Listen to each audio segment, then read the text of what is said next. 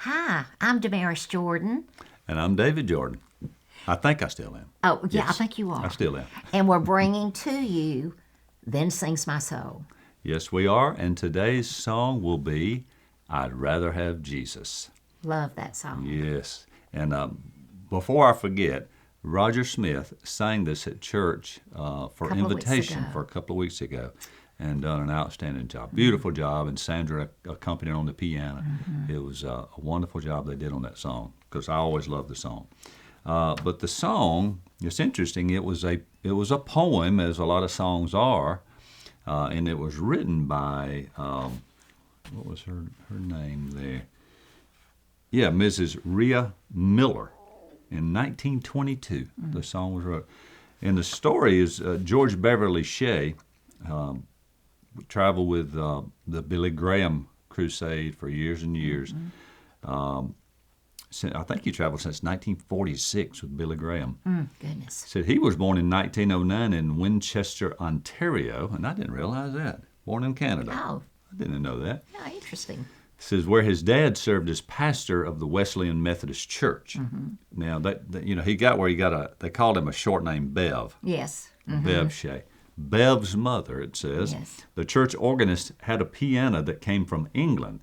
And seated in front of its keys, she became a sort of human alarm clock for the family. Oh, really? Bev's mother did, yeah.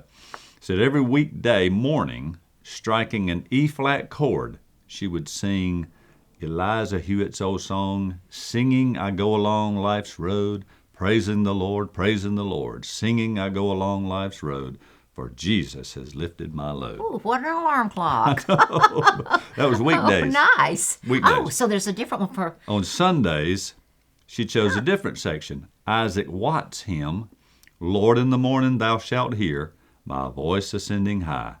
To thee will I direct my prayer. To thee lift up mine eye. Oh. So she would do that. And said when Bev was 21, he began working for a mutual insurance company in New York, assisting medical examiners in obtaining information related to the applicant's health history.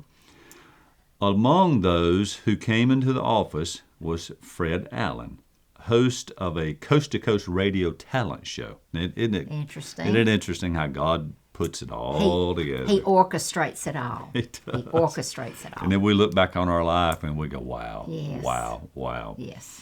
But anyway, says learning that Bev liked to sing, Mr. Allen arranged an audition.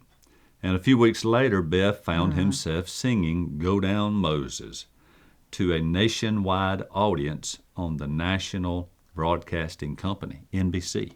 My word. And he was working at an insurance company. Yeah. Said, though, well, you know about insurance Being companies. discovered. Yeah, oh, yeah. I wasn't discovered, though. No. Well, I discovered you. Yes, you discovered.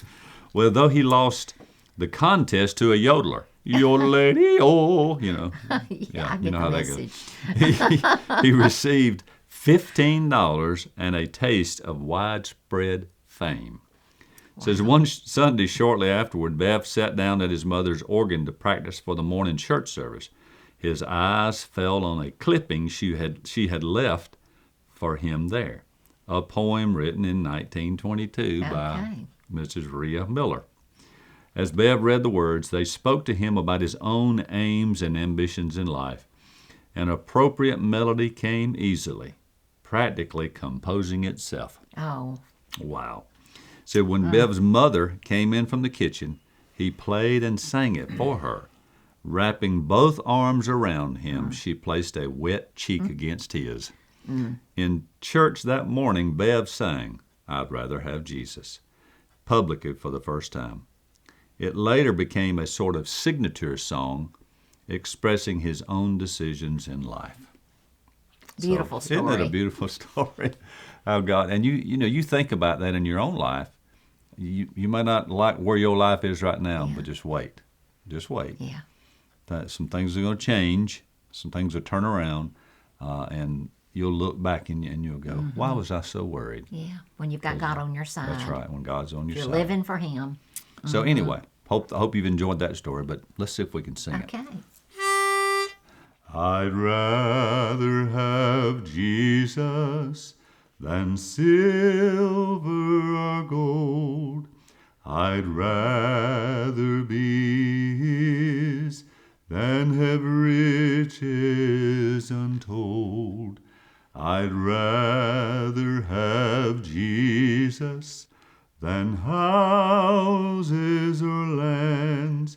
I'd rather be led by his nail-pierced hand than to be the king of a vast domain, or be held in sin's dread sway.